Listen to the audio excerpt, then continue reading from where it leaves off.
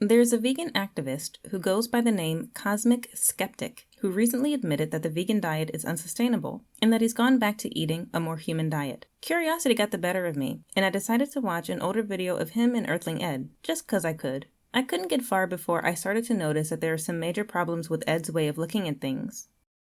The conversation starts with Cosmic asking Ed to give his definition of veganism, and he does. Welcome back, and I guess the first question is, what is veganism?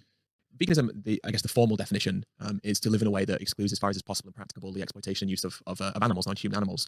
And so I suppose in tangible terms, that means eliminating some of the primary aspects of, for which we exploit animals. So meat, dairy, eggs, of course, clothing like leather, wool, down, fur, and then obviously avoiding cosmetics tests on animals. And a lot of things that people always say to me, they'll say similar things. And one of the things that I always hear from people is, I suppose, like, why do we have to be vegan? Like, what is this reason to be vegan now? And it comes down to that notion of choice. And so this notion of reducing as far as is possible and practicable, I suppose, comes down to the fact that we have an option, which we haven't necessarily had in the past, where we can be vegan now in a way that we weren't able to be 100 years ago, certainly not 1,000 years ago, let's say.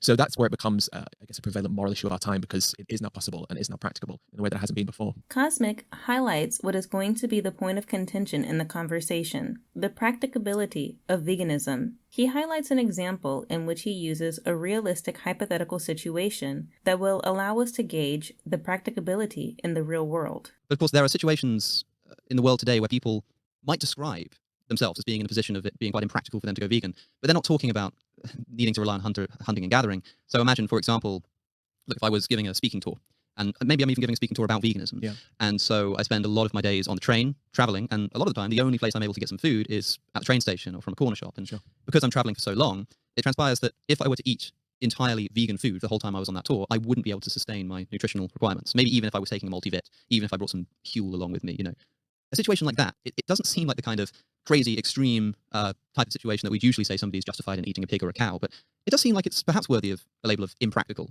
or impracticable. I don't know what you think about a situation like that. I think this is a fair question, but a strange one coming from a vegan activist. Let's see how Ed responds. I've been in situations, obviously there's degrees. I've been in situations where I've done speeches, or I've been to areas where there is limited to no vegan food available, and you really are kind of scraping the barrel to find something. But by and large, it's always workable. And I've never felt that I needed to not eat something that's plant-based in those moments. Now, I think we have to look at, there are these degrees that we have. And so often people say to me, look, it is unrealistic to expect everyone to go vegan. And I think it's absolutely fine to admit that that's true. In fact, it's important, because the last thing we want to seem is dogmatic or ideologically naive. And, I would say that for a significant number of people in the world, there isn't the options that we have. And you can maybe make the argument that, I don't know if I could say majority, but there's definitely a significant number of people where it's not possible. Ed has prefaced his answer to the question by admitting that a majority, or else a significant number of people, cannot be vegan. Okay, let's put a pin in that for later. The roadblock we run into sometimes is people can be disingenuous, and they can apply that knowledge of it not being possible for everyone and then apply it to themselves as a way of trying to detract from their own personal responsibility. And so what I mean by that is, it would be easy in a situation where it's difficult to then say, well, not everyone has to be, or it's not always going to be possible, so therefore I'm not going to push myself as much as I could in this moment. And I think the situation you're describing is one where it might be inconvenient, but probably doesn't make it justifiable to buy something else when potentially you could have prepared a bit more earlier in advance, or stocked up somewhere where you knew there was an option available. All right. So now we have Ed saying that people shouldn't use the fact that others can't be vegan to excuse their own responsibility. More on this later too. I agree with Ed that, at least in this case, the vegan's responsibility is to make sure that they have enough food for themselves for whatever it is that they're getting themselves into. Seems reasonable. Cosmic agrees, but then tries again. Curious. Yeah, I guess you could say that if there is an injustice somewhere in here, it's in the fact that you didn't prepare properly when you embark on the speaking tour. I wonder, if somebody were looking for advice in a specific situation as to what the kinds of things they're looking for in order to judge whether something is actually practical or not. I mean, imagine if you're on holiday in Rome and you don't really know the area very well, and you're off to see the Vatican in like an hour's time or something, and you've got your booking. Yeah. And you're looking for somewhere to eat because you're very hungry, and you find a place, but because you're in Rome, everyone's doing fresh pasta, and it's all got egg in it, right? Yeah. So you sit down and everything has egg. Now, in theory, you could stand up, look around, just walk and walk and walk until you find somewhere that will serve you food that doesn't have any animal products in it. You're probably there, if you do that, going to miss the booking. You're not going to get to go to the Vatican. It's going to mess you up quite a lot. You're going to have to walk around quite a lot. It's going to inconvenience all of your friends, this kind of stuff. Yeah. And sure, maybe you should have planned better, but in this case, you didn't. Sure. So a person decides, you know what, I'm just going to eat the egg pasta. Do you think that they've committed an injustice in that situation? Yes. I like how quick Ed responds. And to be honest, I agree with him. I can't be sure, but there is something really earnest about the way that Cosmic asks this question. It seems too real, like he found himself in similar situations really often and just wanted to eat, but likely didn't because his self-imposed religion forbade him to. In short, he forbade himself. That's what happens when you impose unrealistic standards on yourself. And to be true to yourself, you ought to stick to them, because once you give an inch, a mile is not far behind. You could just not eat for a couple of hours. True. Oh, wait, that's easy for me to say. Because you see, I don't have these bizarre, irresponsibly strict, self-imposed dietary standards that forbid me from eating healthily. So I eat eggs and bacon and sausage and other animal products, and then naturally I don't get hungry. So then, subsequently, I can make it some hours without needing to refuel. But people who are purposely starving themselves of vital nutrients and simultaneously eating in a way that constantly spikes their blood sugar and causes cravings and hunger pains, on the other hand. None of us are in a situation where the skipping of one meal is going to have a huge detrimental impact on our health, unless, of course, we have diabetes or some sort of medical condition that means that we need to constantly eat or make sure that we have regulated blood sugar. So for the average person, I would say no. But for the diabetic, for they would example, be prepared because they'd expect to be in a situation such as I this. suppose that's true. But like, I guess in the abstract here, that would be justifiable if perhaps the reason, well, even if they did not plan, even if it was like their fault that they hadn't planned, they're still in a situation where there's a medical requirement to eat this food. And I think that would count as the kind of thing. So Cosmic tried again, and again. I can't help but notice that it reeks of desperation. It feels like confession, but Cosmic stops short of admitting to the sin. This amount of, but would it really be so bad, is really telling. Ed went on to ensure that if one's health is at risk, then they can have the food with the animal product in it to save themselves. However, only in those cases is it okay, so your own improper planning is your own fault. Let's keep this in mind for later as well. I mean, there are a few things to iron out there. I mean, there's the consideration that buying that particular piece of pasta isn't going to contribute largely, but I think we're both on the same page as to why that would still potentially be wrong. Yeah. I wonder, like, not to sound a bit kind of facetious, but I mean, you talk about health, and I think a common vegan talking point is when somebody says it's unhealthy to be vegan, the answer is to say, no, it's not. It is healthy to be vegan, and that's why you have an obligation to do so. The corollary, it seems to be that if it were unhealthy, we have an obligation, or not an obligation, a permissibility to eat animal products. The issue I have with this is that health seems like quite an ill-defined term, because of course we can think about somebody being a diabetic, we can think about somebody starving, we can think about these kinds of things, but I don't know. I mean, if by going vegan you became 3 foot shorter, something like that. Maybe you're a basketball player. Maybe this is something that's very important to you.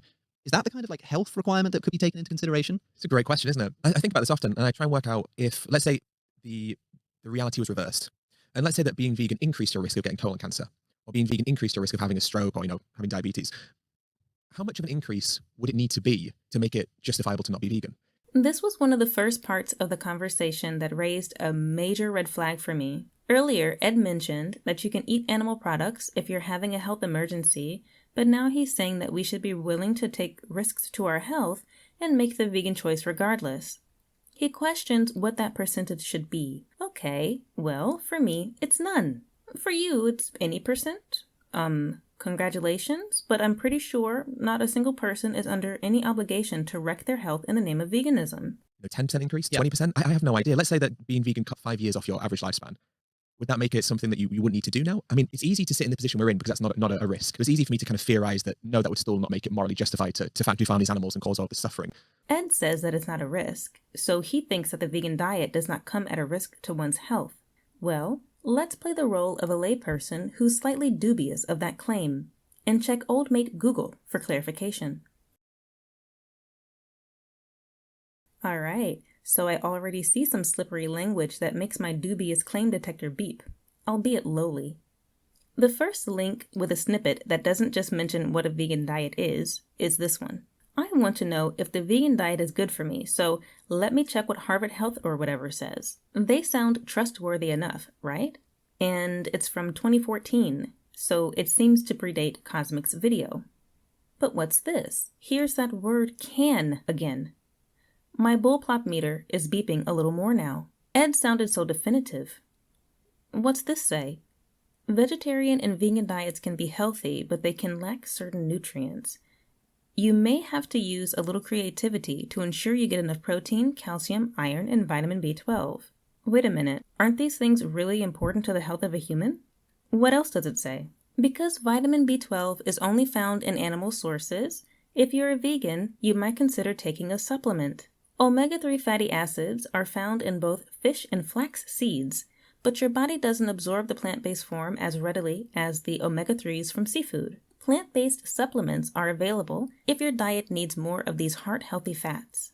Wait, full stop. Why do they keep mentioning supplements?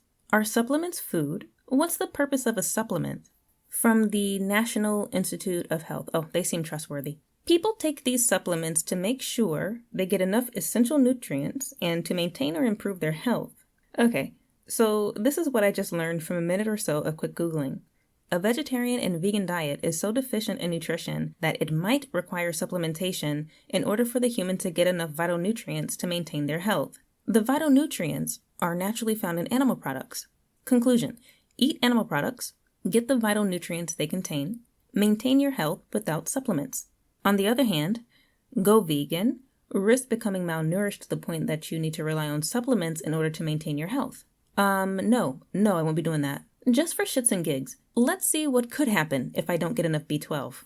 John Hopkins sounds credible. Let's check this out.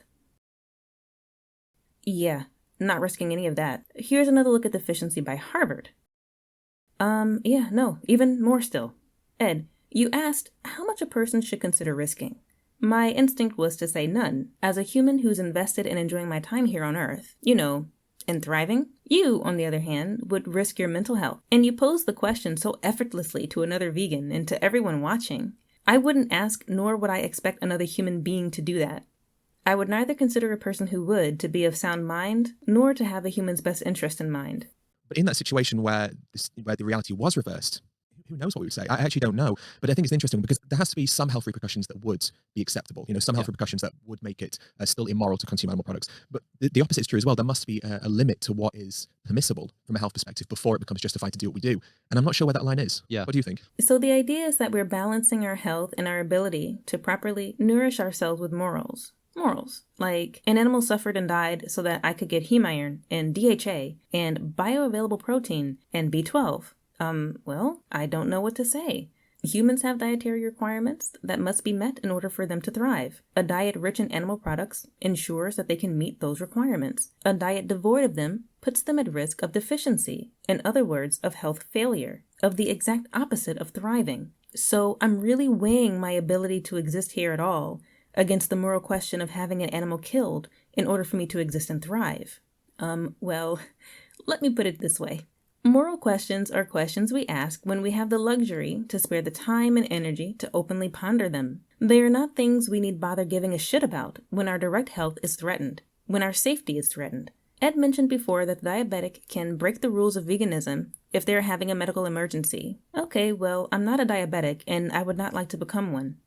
Eating a diet rich in sugar, carbohydrates, and likely seed oils, as well, is what causes problems with insulin in the first place. Humans get their energy from fats, carbs, or both. Combining the two is a recipe for disaster, so we have to choose one. Eating sugar primarily for energy entails risk of nutritional deficits. My goal is to thrive, and I cannot with such deficits. Fat, on the other hand, basically ensures protection from nutritional deficits, especially when eaten with animal protein. We can go on and on like this. It's all right for you and yourself if you don't want to thrive. It's all right if you want to assume some risk in order to adhere to the tenets of your ideology. I don't subscribe to it, firstly, so I'm not bound by its rules. I don't have to risk my health for anyone or anything. This moral compulsion came right out of your ass, and you can stuff it right back up there as far as I'm concerned. From here, Skeptic brings us back to the topic of practicability. He poses the question of whether or not a person who genuinely eats as few animal products as they can is a vegan. Ed says no, but they are justified in not being vegan. So I think that there's a difference. So I think that we should keep veganism as being what it means, but then at the same time understand that you can be a moral person and not be vegan in these situations, which we're maybe alluding to right now. Is there not a potential contradiction lurking here in that if we define veganism as a minimization to the highest extent practicable of animal suffering and death, and then you meet somebody who is eating animals, but they are minimizing animal suffering and death to the highest extent practicable, and you say, well, I don't want to call them a vegan, but isn't that the definition of veganism that we're working with? Cosmic's question here is genius, by the way. Earlier, remember when Ed gave the definition of veganism and then went on to say that not everyone can be vegan? So here we have an example of one of those types of people, even though they 100% meet the standards as laid out by Ed himself. Because I agree with you that it can be a bit unhelpful sometimes, a bit unclear to say that, yes, an Inuit living in northern Canada eating animals that they hunt is a vegan. Yeah. But I think if we don't do something like that, it might come at the cost of our consistency in the definition. Well, potentially so. And I think that you do raise a valid point, which is that both through both our definitions, you can argue that none of us are vegan, or more than just, more people are vegan than maybe it seems obvious through kind of like this situation you're describing now. And I think there probably is the argument that there is some inconsistency there, but at the same time, I think that we do run the risk of losing this meaning of what being vegan means. And I would argue that probably the Inuit living in North America, the northern parts of America, probably doesn't really care too much about this term vegan, and it's not something that they particularly are interested in having as part of their identity. Yes. And so I feel like maybe we run the risk of diluting it for a reason that's not even that important. Yeah, I think what we're interested in is correct or justifiable action rather than calling yourself the most appropriate thing. So it's just a useless label. You're not willing to apply it to people who fit the bill. Anyone can be vegan without your approval if their actions are justifiable. So yeah, you guys can keep the label, for real. But if animals die in plant-based agriculture to produce things like vegan chocolate, or vegan cakes, that is non-essential vegan food, then by eating those products, we are buying food that directly contributes towards the death and suffering of animals that we don't need to be doing. So it seems to me like there we are contributing unnecessarily to the suffering and death of animals, which doesn't seem like a very vegan thing to do. Yeah. Well, it's an overconsumption issue, isn't it? And I think that whether it's foods, clothing, whatever it may be, we have an issue, broadly speaking, in society where we consume too much of most things, right? And so when it comes to this idea of what is not essential, I guess firstly it's quite hard to determine what is essential. Now, we could take essential as just meaning 2,500 calories a day, making sure you hit your nutrient allowance, and then you could make the argument, well, if I hit my nutrient allowance or my nutrient goals with 2,000 calories, I've got 500 calories spare. Having a piece of chocolate cake or whatever it may be could be classified as essential because I need those extra calories. So right. I don't think it seemed maybe that the line you were drawing was between like healthy and unhealthy, and you're using like unhealthy as being non-essential. But unhealthy doesn't have to be non-essential. A lot of people rely on unhealthy foods to meet their caloric intake. So I think it's just more about an overconsumption issue, and we shouldn't be consuming above and beyond what we need, because then we have health problems as well, and that obviously brings about a huge problem to society and to individual health. So I think it's just more about being responsible and not over-consuming what we should be consuming anyway, and that would somewhat alleviate that problem. I think that makes sense. This is borderline incomprehensible. Saying that eating the chocolate cake is okay if it helps you meet your caloric needs basically means the health of the person doesn't matter in the slightest. 2 seconds later, he's all like, eating more calories than you need can lead to more health problems that are detrimental to society. So, do we care about an individual's health or do we not? Are we worried about the overall impact or are we not? And let's remember that Ed feels we have some kind of responsibility. He pulled that out of thin air too. Who has this responsibility? Clearly not the Inuits. And now, not a vegan who eats vegan chocolate cake in a caloric deficit, whatever the hell calories are supposed to matter, because they aren't over-consuming. But maybe they do, because chocolate cake is devil diarrhea and diabetes on a plate, and now they'll be sick and causing societal problems for the rest of us. What is my individual responsibility? Where does it come from? Who am I meant to accept judgment from in the chance that I don't follow through? These two British crumpets? Faced with the choice between killing that one animal and eating the animal, and eating the vegan alternative, which is killing more animals in crop production. I don't think this is always the case, of course, because in like factory farming, far more crops are used. Yeah. But if a person were in a situation where they eat a bit of chicken or a bit of steak or a bit of elk or whatever, and it kills less animals than eating a vegan alternative that kills more animals in crop production, what's the correct thing to do? And I guess separately, what's the vegan thing to do? And are they the same thing? Are these the pressing questions of our time? Honestly, the more I watch, the less credible I find them both. Well, I mean, to kind of just go briefly back to the original question we were discussing, I think that the benefit of supporting plant-based agriculture now is we're demanding that plant-based agriculture become more efficient, become more ethical. When we look at things like vertical farming or kind of more regenerative systems of plant-based agriculture that are focused less on efficiency of production but more on sustainability and morality of production, I think that those advancements will be driven from this demand for these plant-based foods. And I think that the risk we have is by, I guess, normalizing the consumption of animal products, we are less likely to pursue a more preferable system of plant-based production. There was a paper actually on crop deaths, and Joe Rogan cited it in that video you referenced of mine. I speak about this paper, and the paper basically starts by saying that they estimate about 7.2 billion animals are killed in crop production annually. But the conclusion of the paper is that actually in the future, it should be possible to produce plants without killing any animals through things like vertical farming systems. And so I think what we should be doing is supporting plant-based agriculture with an eye to the future, wherein that future which we can create would be a future that is focused on reducing crop deaths as well, because hopefully as we move more into a vegan society, we will look to produce plants in a way that is more in harmony with the morality and beliefs around veganism.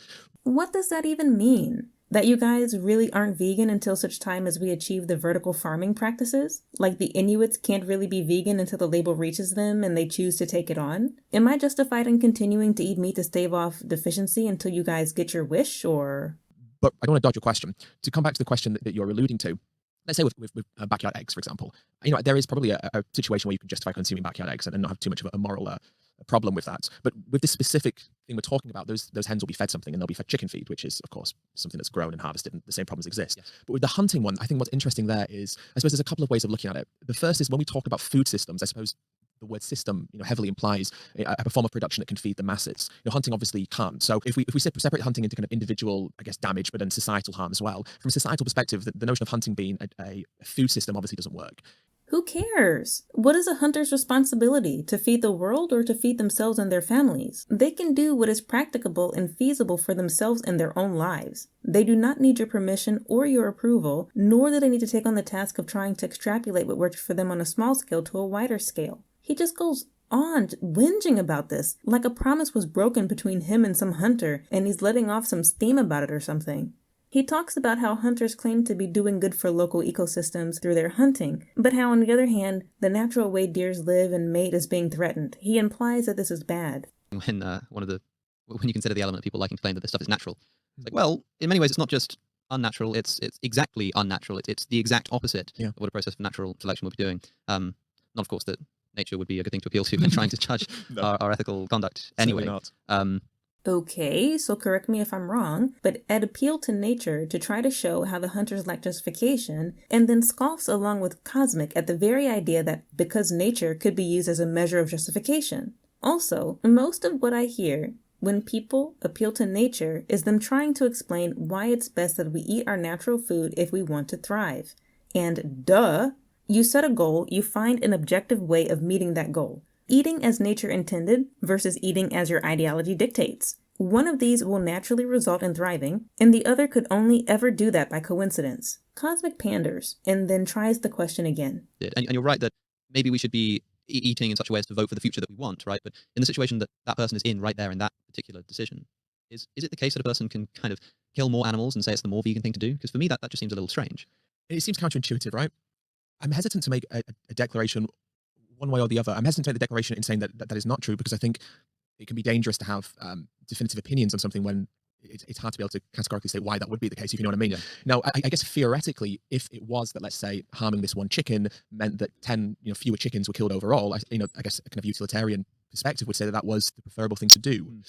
But I guess I'm not sure where that situation necessarily exists. Even with the case of hunting, you kill one elk, hunters will make the claim, well, that elk feeds me for a year. And then that may well be true, but it's also not the only food you're consuming. Yes. So I guess theoretically, if being a carnivore was this healthy, amazing thing to do, and killing one elk fed you for an entire year, well, maybe there's some argument there, but that's just not the reality that we live in. So I can't think of a tangible example which necessarily subscribes to what you were asking. Yes. Do you have any? So Ed is not answering the question again.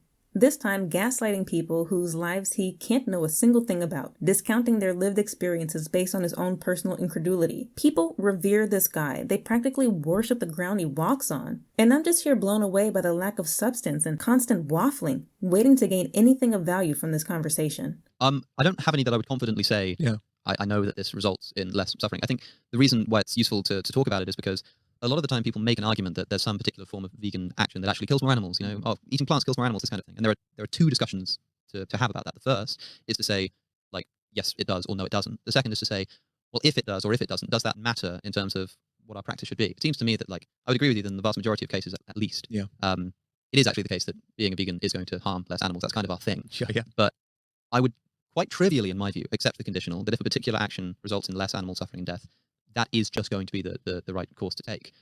Cosmic sowing the seeds of one of these days as a human animal, I'm going to include my own suffering in that. And so I agree with you that it seems like you're implying that maybe you agree with me there that conditionally it would be the case if it caused more animal suffering, that would be the wrong thing to do. But because that never materializes, it kind of doesn't matter. Well, I think it'd be strange to say that the reason we're vegan is to reduce animal suffering, but then take the approach that abiding by, I suppose, a definition or a concept of what being a vegan means more generically. I don't think that should be more important than actually abiding by the philosophy of reducing suffering. Right. Because then we're using veganism as an identity, and we're saying that identity is more, important than the actual philosophy behind it.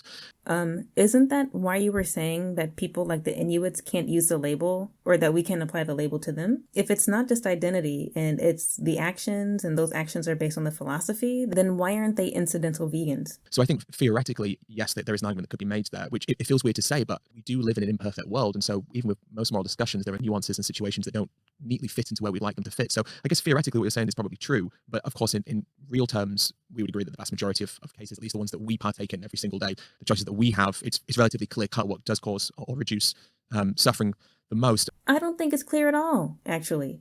especially when you factor in the amount of human suffering that you were all too willing to accept risk for earlier. One thing I think is interesting, actually, and one thing I think we need more transparency over with food in general is the production of food. And I guess what I mean by that is there are obviously some foods, plant foods, that are going to cause more suffering than others. Take iceberg lettuce, for example. Iceberg lettuce has next to no calories. Nutritionally is rubbish. So what's the benefit of eating iceberg lettuce? Because if animals are dying in the production of iceberg lettuce, but it also offers us as humans basically nothing, even from a flavor perspective. I mean, what even, it doesn't offer anything. But then morally, why would we produce that?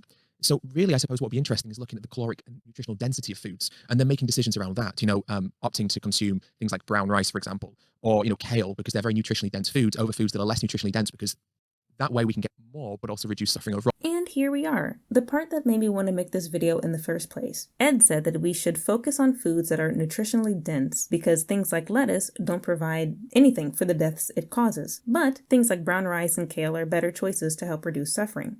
And I just about had it with his nonsense. Let's start to bring this all together again. Remember that Ed thinks people should assume some risk for not eating animals, yet he doesn't know or just simply can't specify how much risk is acceptable under veganism. He acknowledges that a majority or a significant number of people in the world cannot go vegan, yet wants to apply standards to people generally without knowing or even caring about their individual circumstances. He insists that people do what they can on an individual level, but without excuses, yet when hunters give their reasons, he nitpicks and gaslights and tries to apply it to the mainstream. He thinks that people should eat nutritionally dense foods in order to reduce the overall harm their diet could potentially cause, yet he somehow cannot get it through his thick skull that the breakfast of bacon, eggs, and fresh milk I mentioned before on a keto to carnivore lifestyle would have had the hypothetical person in need of food fully capable of waiting until later in the day to eat because of not only how nutritionally dense it all is, but also because of how satiating it is. Brown rice and kale pale heavily in comparison and cause great discomfort in the average digestive system. Sugar, like that found in rice, yes, even brown rice, spikes insulin, drives cravings and appetites and crashes, and it's more likely to cause disruption in bowel function than the breakfast on the lifestyle that I proposed. The more satiated you are, the less you tend to eat. The less you eat, the less you consume. The less you consume, the better things are for the planet. Ed would prefer people consume less to reduce their negative impact. For the love of all that's holy, I can't believe there's actually something we agree on. I feel even more justified in my meat-based meals. Thank you very much. I've heard people say something like, you don't need to take criticism from someone you wouldn't look to for advice. I feel like Cosmic was kind of doing that, at least in the first half of the video with Ed. However, the amount of waffling they both did made it clear to me that despite a good presentation, neither of them have their story straight. I won't have my behavior dictated to me by someone who would seek to do me harm at the expense of someone or something that suits their own self-interest. I can't be the only one who finds these two slightly ridiculous and violently uncompelling, can I? Thank you so much for watching. I recently surpassed 100 subscribers on the channel, and I'm over the moon. Thank you all so much for your support, and as always, be having a good day.